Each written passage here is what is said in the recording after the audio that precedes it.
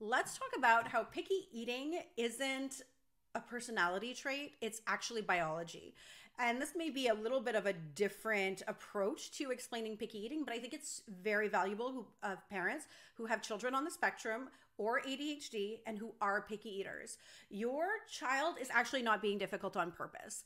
It's their body is overwhelmed, okay? And we can fix that with food that heals and not fights. From a biology perspective, it is actually not just psychology that you need to overcome picky eating. It is not just because they think the food is unsafe.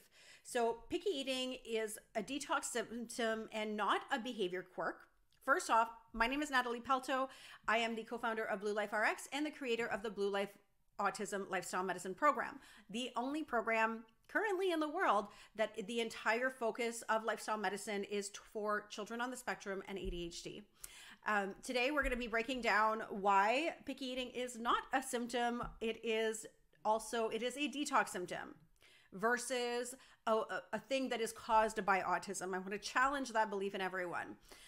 It's not a behavior quirk. It's truthfully, foundationally, both a place of biology, of nutritional deficiencies, of toxicity, and also it is a focus on the gut-brain connection, where anxieties and all of these things. So at the end, foundationally, when we break it all down from biology perspective, it is in the nutritional deficiencies that we can overcome this. And it's almost like a loop, right? If you have a picky eater, you wonder, well, how are they going to eat these foods? And today I'm going to give you 3 tips to support their bodies and how to introduce foods very, very effectively. But here are the other pieces. The gut is inflamed, digestion is poor, and their body starts to rejecting anything unfamiliar as a threat. And so when we're depleted, our anxiety rises. If you have not ever heard of the gut-brain axis, it is the connection between the gut and the brain. And it means that for our children, it is this connection that's much more open. It's like a highway that has a wider road than because it's being built out.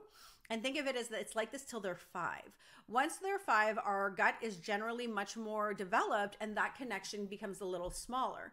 Now, we have this connection open forever. So do not believe that you can have no impact in your child's picky eating or their gut-brain axis when adults are still connected in the same fashion. So adults that are extremely anxious often do have gut issues, and it's always like a chicken and the egg, which came first and which one is causing the issue. And the truth is often it is usually from the gut, not the other way around, although they feed off each other.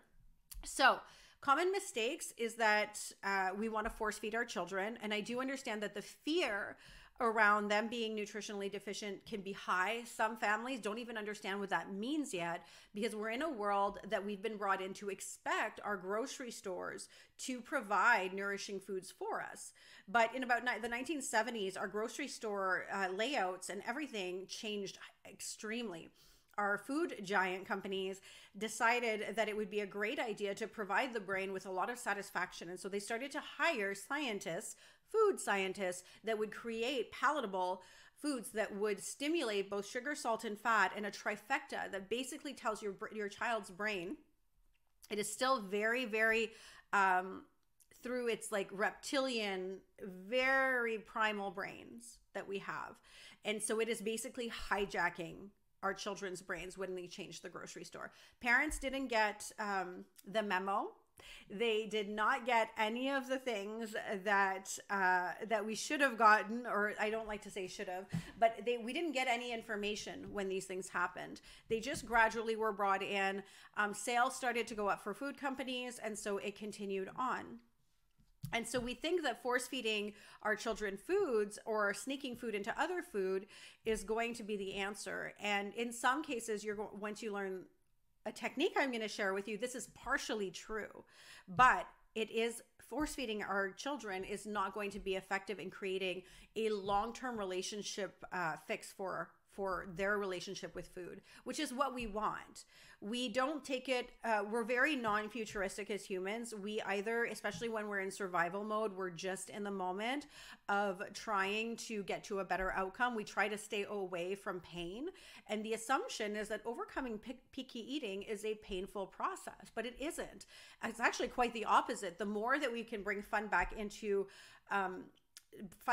our space or into our meal times, the more effective and less picky eating we have. And I know this, we've created within our Blue Life Autism program an entire program dedicated to overcoming sensory picky eating in ARFID using this exact principle, and it's called the Bring the Fun Back to Mealtime.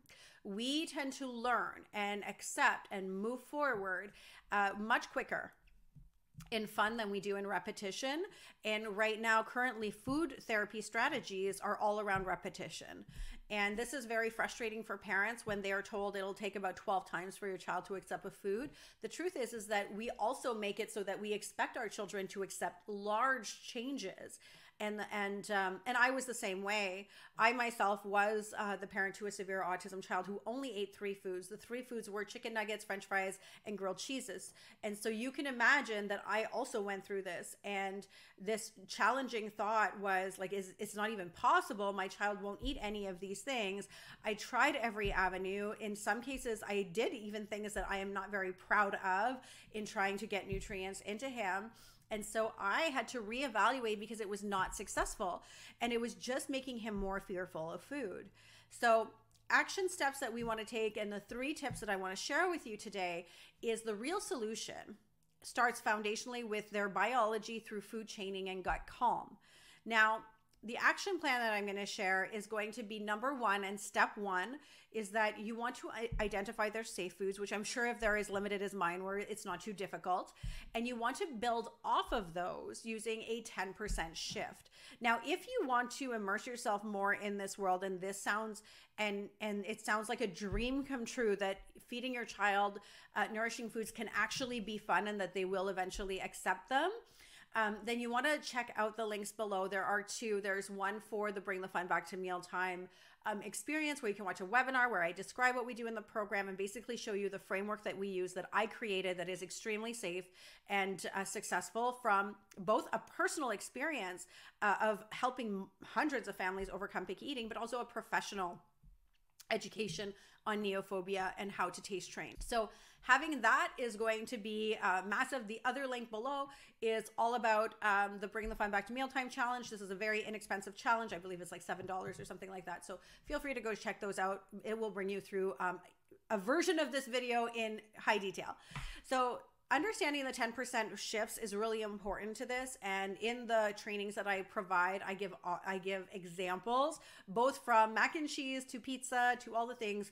Our food, our perception of what we think children are going to accept is actually not. Like, we want our children to eat a salad. That's not going to be the outcome. It's actually going to be like eating a mac and cheese that is, the sauce is made out of 7 different vegetables. And that may seem completely attainable for you right now, but when you use a 10% food fading technique and microscopic food chaining technique, you actually can get to this usually within about a month, and being very intentional with a constant win every time that keeps you going. Sound amazing? It's true. And we have hundreds of families who go through this exact same process with different foods, from pizza to mac and cheese, to grilled cheeses, to even chicken nuggets, all the things. The other thing that we need to do is step 2 is explore the gut before expanding the plate. Think things like healing vegetable broths, which are much easier to accept. Sometimes you can literally cook rice in it. And if they accept rice, that's a great thing. Most kids will accept some version of something like that. And then, of course, looking at their zinc intake and targeted nutrients that are going to impact the flavor of food. This may be the first time you hear this, but our nutrient deficiencies actually promote more pickiness. So there are certain nutrients within our body that when we have them, food is more bitter. And a child who is, eating, number 1, ultra processed food, and then you want them to eat things like salads that are extremely bitter, and it's even more bitter because of their deficiencies. It creates this cycle of an acceptance. So we need to work with the body. And then step number 3 is bringing the fun back. Now, you heard me say it once, you will hear me say it again. The more you can detach your expectation, I have the 4 E's I've coined. This is an entire system that is even broken down within the framework of overcoming picky eating that focuses on expectation, emotional intelligent environment, and encouragement without expectation. So this framework guarantees success in our children overcoming picky eating, and it also teaches us how to immerse our children and support them, not just through picky eating, but multiple different types of transitions. So learning the 4 E's is completely a game changer for families when they join our program.